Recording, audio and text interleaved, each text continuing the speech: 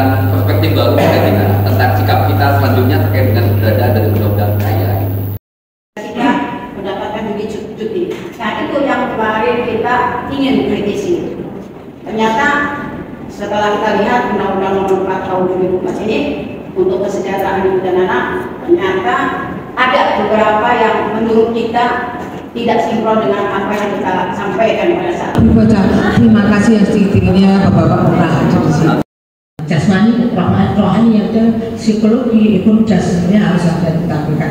Makanya keluar harus bermau tak mau tahun 2024 ini, tahun 2023 ya Mas Hendra, kita Bapak sudah keluar undang-undang Indonesia, telah keluar undang-undang tentang kesejahteraan ibu dan anak pada fase Isu perempuan pekerja itu memang menjadi isu prioritas Komnas Perempuan semenjak saya masuk sebagai salah satu komisioner, dan di periode ini salah satu yang menjadi capaian adalah pendirian unit tim perempuan pekerja yang mengawal isu-isu pekerja formal dan informal, karena dilihat ada keterwakilan komisioner dari latar belakang buruh dan serikat pekerja.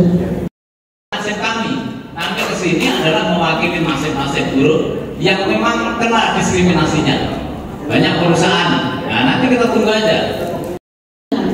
Tapi kenyataannya di perusahaan masih ada yang masih belum ada lapas. Berarti kan tidak ada penegasan dari undang-undang ini ya Bu ya. Kalau memang undang-undang KIA ini penyempurna dari undang-undang sebelumnya, kenapa di situ harus dimunculkan ketentuan dokter? Penggusuran, kemiskinan, dan lain-lain menunjukkan bagaimana posisi buruh semakin kuat, melihat isu-isu di liar buruh juga punya korelasi irisan dengan isu perburuhan. Isu pekerjaan informal yang jadi fokusnya Komnas Perempuan itu ada dua yang saat ini dikerjakan. Pertama itu tentang pekerja rumah tangga dengan advokasi rancangan undang-undang perlindungan pekerja rumah tangga. Yang kedua adalah advokasi perlindungan untuk pekerja rumahan. Kemudian juga ngomong soal pajak penghasilan yang masih dipotong bagi pekerja perempuan yang punya anak karena dia tidak belajar. Itu catatan kita.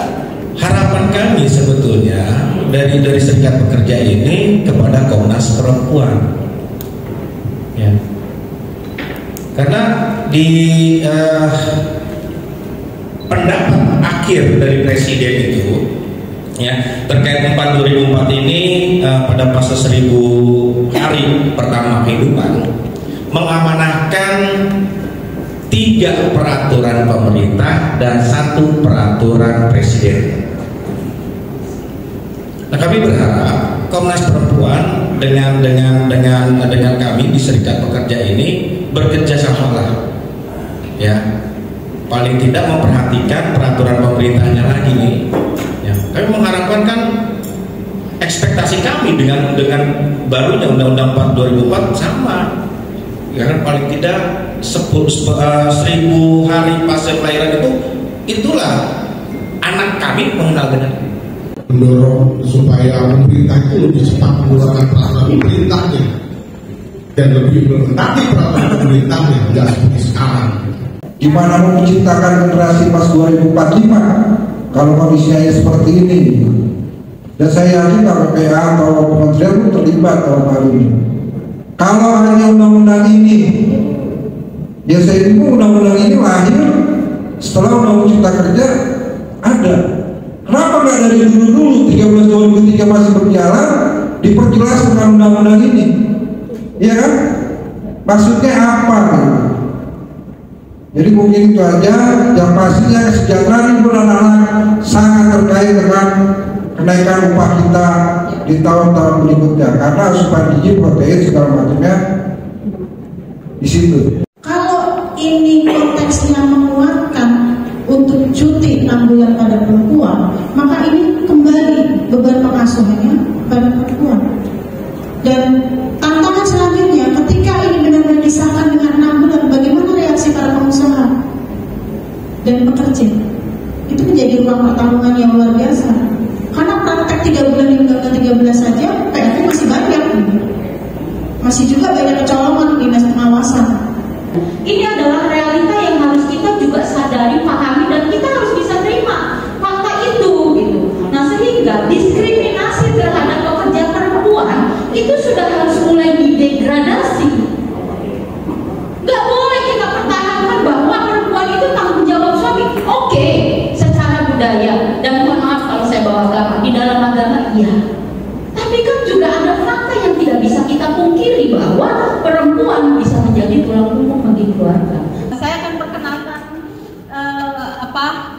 perwakilan KPPA, ini adalah Ibu Rini Handayani. Beliau adalah Deputi Bidang Kesetaraan Gender Kementerian KPPA. Bacanya adalah ini undang-undang kesejahteraan ibu dan anak. Padahal dibatasi pada fase 1000 hari pertama kehidupan. Artinya sejak dalam kandungan sampai hanya berusia 2 tahun. Jadi pernah datang surat ke Kementerian Pemberdayaan Perempuan Perlindungan Anak karena Kementerian PPPA memang diberikan layanan, diberikan mandat oleh Bapak Presiden untuk menerima kasus-kasus kekerasan terkait perempuan dan anak, ya, terkait perempuan dan anak itu lintas provinsi, lintas negara. Tapi kami punya layanan call centernya langsung yang terhubung. Jadi ini yang kita harapkan bahwa Indonesia ini mencapai Indonesia emas. Jadi bukan hanya slogan, tapi negara hadir.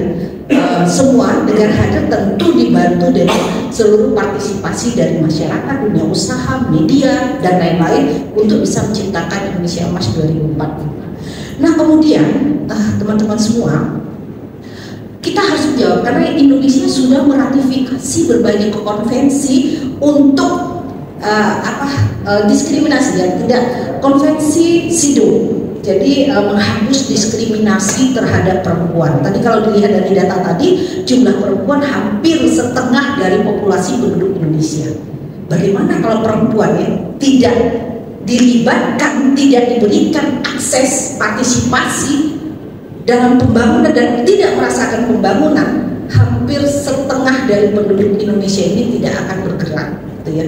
Jumlahnya banyak. Ini adalah potensi terbesar bagi bangsa Indonesia dan untuk itulah kenapa kualitas dari perempuan juga harus ditingkatkan. Tapi nanti kita lihat fakta-fakta dan indeks yang terjadi. Dan Indonesia sudah meratifikasi konvensi SIDO melalui Undang-Undang 7 ya sejak tahun 84. Nah, salah satu dari 12 yang diperjanjikan yang ada di sana adalah bagaimana negara yang telah meratifikasi itu memberikan pelayanan yang tepat berkaitan dengan masa kehamilan, kelahiran, dan pasca kehamilan. Ini yang kita untuk menjawab dari konvensi SIDO ini. Kemudian untuk melibatkan banyak orang itu juga bagian aktivitas yang luput dari diskusi kita. Kita hanya diskusi gimana si ibunya, gimana anaknya, gimana bapaknya, tapi lingkaran tentang perawatan anak dan sebagainya itu seringkali luput dari diskusi. Saya teman-teman KSPI perlu mengawal supaya gimana? Supaya cuti maternitasnya lebih baik, supaya cuti ayah buat kita baik ya baik dan lain sebagainya, supaya sesuai dengan kebijakan 183 dan lain sebagainya. Kita punya punya rujukan konvensi 183 dan juga dari Singapura dan apakah dia dibayar sendiri oleh orang tua, komposisinya seperti apa, hasil dari ini harus dilihat, subsidinya juga harus dimunculkan dan lain sebagainya, aksesnya harus dilihat, bagaimana terjangkauannya, ngecek. Negara harus mengecek profil ekonomi rumah tangganya, profil dari anak-anaknya, lokasinya di mana dan sebagainya. Lalu bagaimana kualitas supaya kita tahu bahwa ini bukan hanya milik orang-orang kaya, tapi ini juga kita akan alami saat ini maupun saat lain. Undang-undang ini juga mendorong tuh agar setiap pabrik atau setiap tempat kerja itu juga ada layanan perawatan. Nah, entah itu bisa dilakukan oleh bersama, oleh teman-teman sendiri maupun oleh atau kerjasama dengan pemerintah. Tapi terus terang ini memang masih menjadi tantangan gede ya. Makanya kita harus sama-sama tuh. Saya nggak tahu apakah kemudian ada teman-teman dari SPM, KEP, Pankes, LM dan lain sebagainya, SPMI itu punya gagasan-gagasan baru supaya apa? Supaya teman-teman anggota anggota yang ada di dekat kawasan itu juga dapat kemudahan untuk menitipkan anak mereka pada saat siapapun baik laki-laki, baik bapaknya atau ayah atau ibunya bekerja. Banyak sekali sebenarnya merekomendasikan tentang